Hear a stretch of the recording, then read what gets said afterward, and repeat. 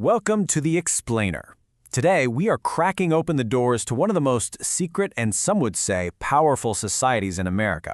Our guide for this journey, the book Fleshing Out Skull and Bones. All right, so let's dive right in.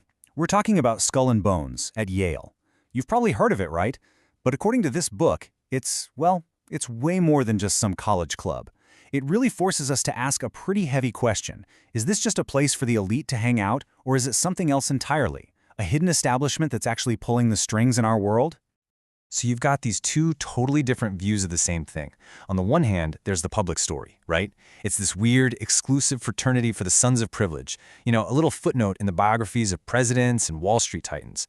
But then you have the picture this book paints. And it is a dramatically different picture. It claims this isn't just a club. It's a secret establishment that's been shaping major world events from behind the curtain. Okay, so before we get into the wild claims, you've got to ask, right? Who are the people who wrote this book? Let's take a look at the investigators, Kris Millegan and Antony Sutton. First up is Kris Millegan, the book's editor. And for him, this wasn't just some academic project. No, this was personal. His whole investigation kicked off because of his own father, who was in the CIA. Apparently, his dad started sharing some pretty disturbing things about the powers he worked for. And that's what sent Milligan down this rabbit hole, digging into topics that, let's be honest, are usually kept way out of the public eye. And then there's his key collaborator, the late Antony Sutton. Now, this guy wasn't some fringe character to start with. He was a highly respected academic, a fellow at Stanford's Hoover Institution. His research was groundbreaking and explosive.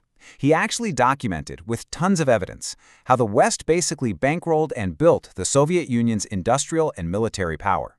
As you can imagine, that didn't go over well. The book says those findings essentially got him blacklisted from the mainstream, which is what really pushed him to uncover the hidden powers he believed were running the show. And Sutton didn't just write one book about this stuff. The man was a machine. He published 26 books in his lifetime, always chasing what he called the truth. And as he kept digging, he started to see a pattern emerge, like a hidden thread connecting all these major events in politics and finance. But there was still something missing. He had the pieces, but not the thing that tied them all together. And then, according to Milligan, it happened. The missing piece of the puzzle just showed up. Someone anonymously mailed him a membership list for Skull and Bones. And when Sutton looked at it, everything clicked. It was like his Rosetta Stone. Suddenly, all his separate research on Wall Street, on the Bolsheviks, on the rise of Hitler, it all connected. The picture that jumped out showed that key players in all these events were members of this one little society at Yale. All right, so Sutton thinks he's found the key. What does it unlock? Well, the book argues you have to go right back to the beginning, to the very foundation of Skull and Bones. And according to them, it's built on two things: a specific German philosophy and, get this, the opium trade. The book lays out a really specific timeline here. It starts in 1831. One of the co-founders, William H. Russell, is studying in Germany and gets exposed to this Hegelian philosophy. We'll get to that in a second. He comes back to Yale in 1832, and boom, he sets up the Order of Skull and Bones. So you've got the idea, but what about the money? Well, the book points directly to his family's business, Russell and Company, which was a huge player in the China opium trade. We're talking immense wealth generated from that. Okay, so what is this Hegelian philosophy they keep talking about? According to the book, this is the secret sauce, the operating system for the order. It's called the Hegelian dialectic. Here's how it supposedly works. You create a problem. That's your thesis. Then you fund or create the opposition to that problem, your antithesis. This creates a conflict, right? And out of that chaos, people demand a solution.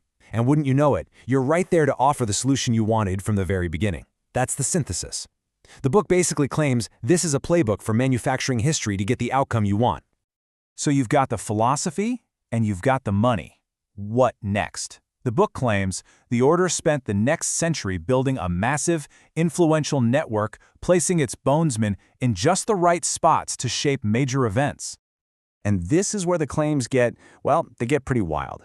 The book connects bonesmen to some of the biggest moments of the 20th century. We're talking about alleged involvement in financing the Bolshevik Revolution, Prescott Bush's firm managing funds for a key part of the Nazi war machine, a member being instrumental in creating the CIA, and two brothers, both bonesmen, essentially running the Vietnam War from key government positions.